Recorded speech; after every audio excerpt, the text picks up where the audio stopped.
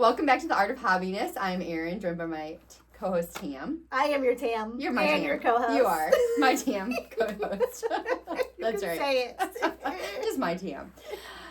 We are so excited to be back again, and we have an interesting topic today, and we're talking about how hobbies can really heal you in different parts of your life, and we've discovered this firsthand, and specifically through our journey in motherhood, and so we'd like to dive in and just kind of talk about that and how that might help people in different parts of their lives. Absolutely. Well, I think we can just first hit on how we ourselves personally decided to go into hobbies, right? We were kind of coming out of a transition phase, right? The matrescence, our motherhood, and moving into being who we are post motherhood, right? Yeah. We're still mothers, but we're starting to get more of our individuality back, right? We're getting out of that. I feel like once you hit that age where they're, I don't know, well, my kids are still little, but I feel like I can tell it's getting easier, and I'm at 6 and 3, so I feel like once I get to 7 and 4, two more, probably another year or so, and they'll be a big game changer. But Absolutely. I can tell a big difference from a year ago how much time I have compared to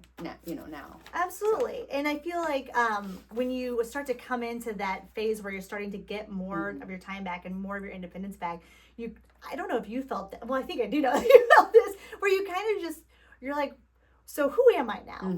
Who is Erin? Who is Tam? I think my initial thoughts were, well, I must be the same person that I was prior to motherhood, right? So I must want to still do the same things that I did now, right?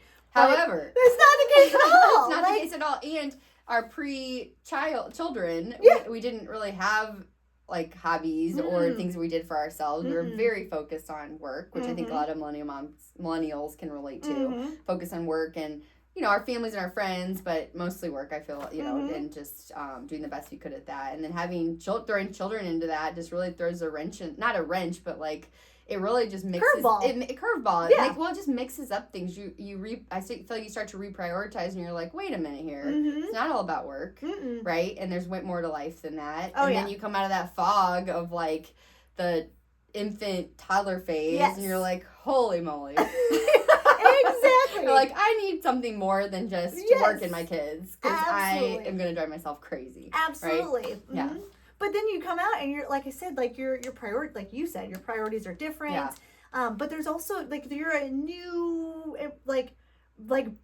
bare you. Yeah. You know what I mean? You're this clean slate kind of a person, because I almost feel like there's it's like a chapter, right? Yeah. You almost turn the page, you're on a new chapter of you, and it's kind of a blank slate of you could really change. Yeah, reinvent yourself. Yeah. That's the word I'm looking for, Erin. Yes. Thank you. You had this opportunity to reinvent yourself, right? And I think it's a great time to do that, because I like you said, your goals are different. Your priorities are just different when you're coming out of that motherhood fog.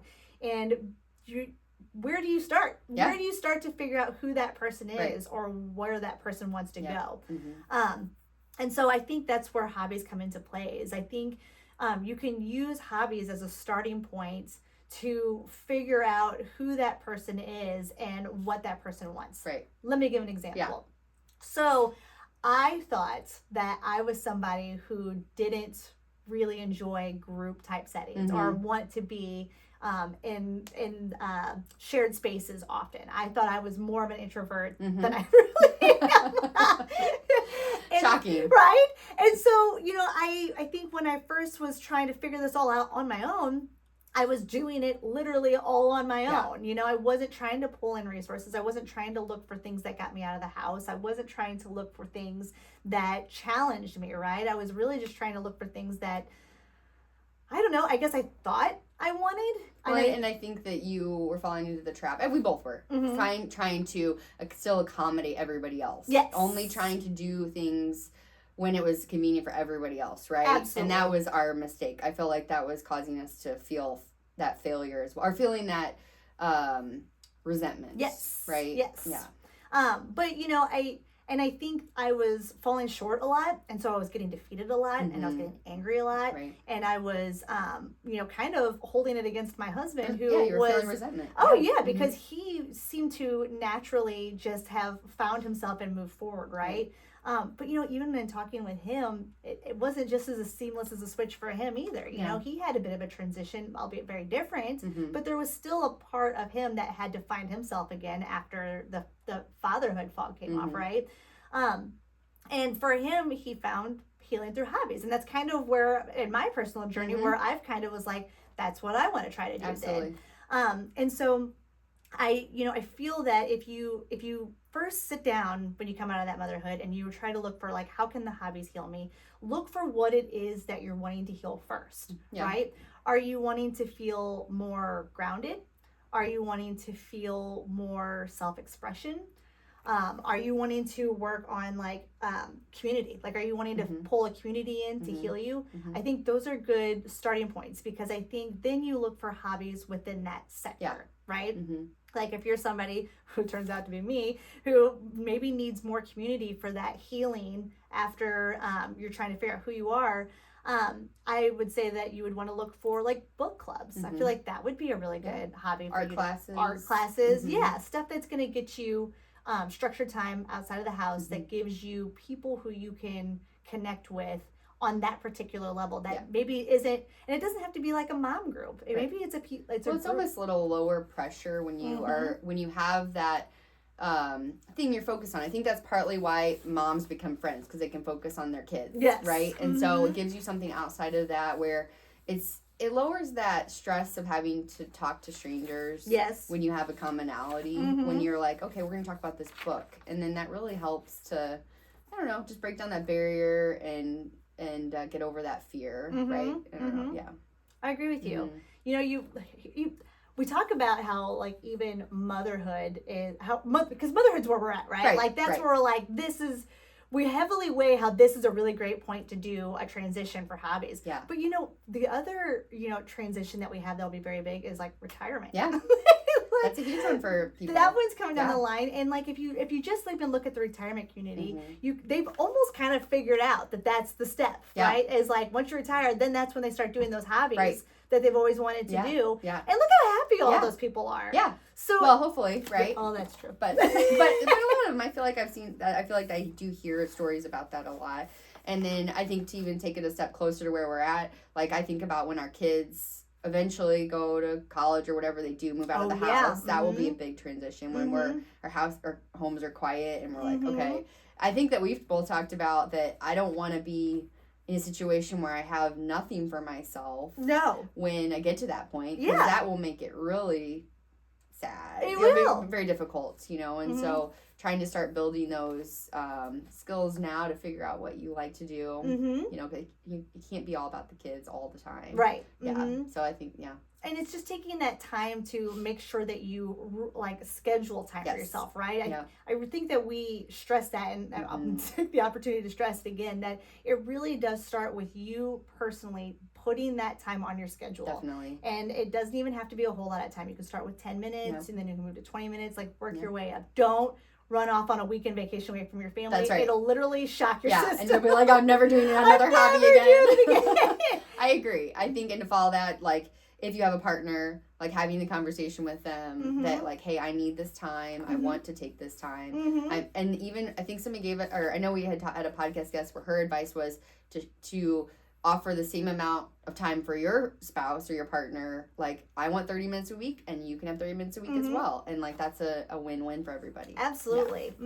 So something I kind of wanted to do is I cried like into ChatGPT. I was like, give me hobbies that would help in different healing type ways, right? Okay, so I'm going to go through a couple. Just because I feel like that would help me. So if you're somebody who is wanting hobbies that are going to ground you, right?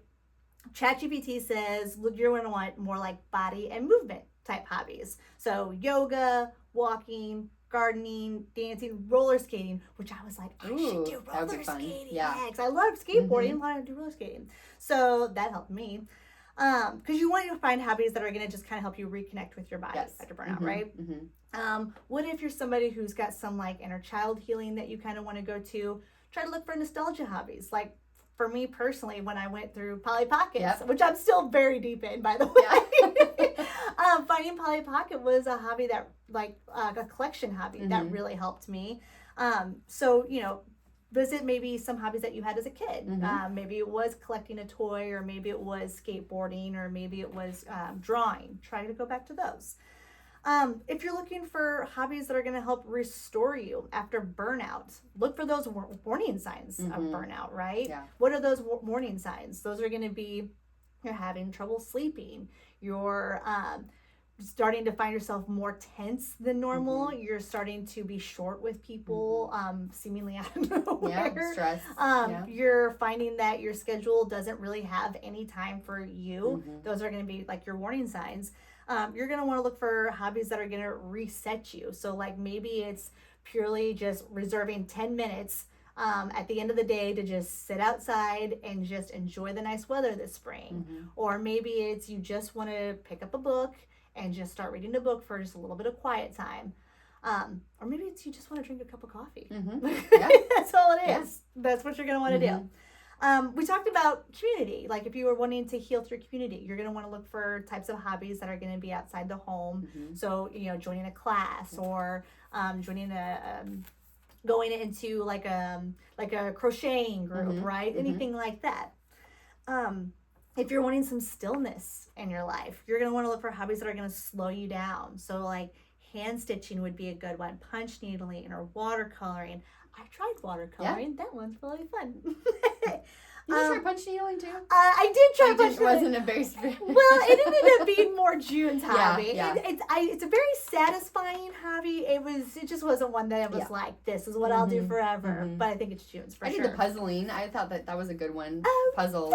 Yeah. You were really good at that one. That one's very calming. But I think those give you an idea of like how you can use hobbies in literally any problem that you have in your life, or any transition that you're going through. You can use a hobby as a positive outlet to kind of put you in the next right step to resetting and getting you back to either who you want to be, or to explore opportunities and maybe seeing who maybe you could be. Right. Like maybe there's something of interest that you would want there. Yeah. Again, I didn't know that I was somebody who would be more into social type hobbies until I started pushing myself to try those things. And I was like, oh yeah, maybe I do like it in groups better. No, I mean, I could have predicted that, but I love that you shared all those ideas. That's really helpful, just to have some other new ideas and just to kind of think about that. Yeah. So I think too, it comes like that when you think about, sometimes when you're in a bad headspace, it's hard to get out of that, right? And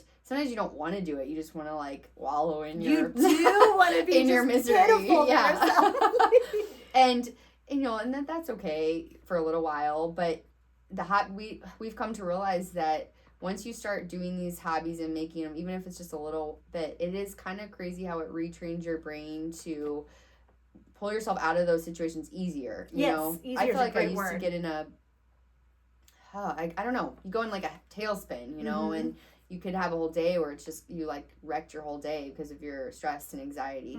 And I just don't have that as much as I used to, and way less. And so I guess just knowing that there is a way out, there's light at the end of the tunnel, but you do have to prioritize it. And you don't think that it's going to help you, but it really does change your brain chemistry. I think it's almost meditative, or it just stops your mind from going down those spirals of stress. Absolutely. And those negative thoughts, to just have something else that's totally low, I don't know, just low stress, low commitment, low productivity. It really helps pull you out of whatever problem you're going through. I agree with you. Yeah. I think you said it great. And I think just having like some, like you said, the easier word is it really does help you. It gives you a skill set that helps you kind of already have some forms to help you get out the emotion that you're feeling, right? It helps you kind of work through it independently. And I'll admit, I don't think I had those skill sets prior to being a mom. I think I just was like head down working, and I just push forward. It was constantly uphill, right? Well, I think now that I'm in this sector where I am embracing hobbies of all forms, you're right. Like I can see how previous me could find it so easy to just sit and wallow in, my sadness or my whatever, brooding emotion I was feeling. And now I I do find time to just kind of sit and feel pitiful sometimes. Yeah, like, you of can course. do that. There's Yeah. nothing wrong with Right. that. But it's also nice that, like, I find myself doing that in smaller increments, because after a while I'm like, all right, that's kind of boring. I guess I'll move on. Yeah, and I think too, like, having other things to think about, you just don't get to that place as easily. Mhm. You know, I don't know. I think before it was like if something stressful would happen at work, I would ruminate over it like all night and all day or all weekend, you know, and that would just ruin my weekend. Yeah. And I feel like now I have these other things to just think about, to plan for, to like focus on. And so I just don't get in that ruminating, like, you know, spin of like brain in my brain. I don't know. So and I'm sure that you probably when you're practicing your piano, do you notice on days where you're feeling more frustrated and you're like slamming on the keys? Because like maybe even that's like a form of therapy, right? Like I'm sure the hobby is helping you work out that anger. I definitely Beethoven. Yeah, I don't do it with piano, but I do with exercise. Like sometimes if I'm feeling a little more, I might like lift heavier weights or just be like, you know, just go a little harder on the cardio machine. So there's definitely I when I do it with my body, I feel like that really does help me. Yeah. So see, there you go. Yeah. So that's my thing. That's my outlet, definitely. I love it. For those kind of negative emotions. I think it's a great tool. I think I really am hard pressed to figure out a negative to hobbies. I just feel like it's a great way for us as humans to just be more adaptable, be more comfortable with expressing ourselves, be more comfortable with trying things and experimenting and walk away. It's just practice and it just translates in every aspect of your life. And it's so nice that hobbies give you like a practice round. Yeah. It gives you this practice round to try out like real life skills. Definitely. You don't even realize, but you're practicing real life skills that you can literally then take into those other scenarios that like are, you know, interactions that you have with your peers, connecting with other people. And it gives you the tools to do it in a mature, like professional, more accepting way, because you're more willing to hear other ideas, because you're more open to creativity. You're more open to hearing, learning other ways to do things because you've been practicing it for so long. So hobbies are a really great step for healing. That's what we're saying here. Hobbies are a great way to heal. And with that, thank you for joining us today on The Art of Hobbiness. Yes! We love hobbies and we hope you do too. Please join us next time. Bye! Bye!